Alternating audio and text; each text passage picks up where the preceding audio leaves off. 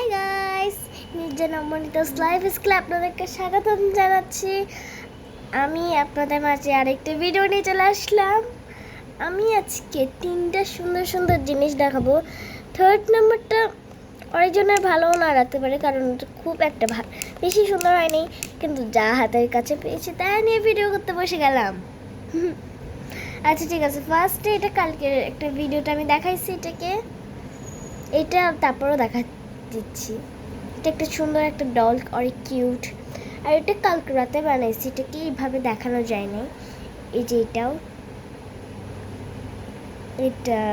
ওই যে সোডা পাপের যে একটা মেয়ে আছে না, ওই যে সোডা পাপের ছেলেগুলাকে হিংসা করে এগুলা, ওখানে পার্পল মেয়েটাকে বানালাম আমি, পার্পল কালার যে চুল ওটাকে বানালাম।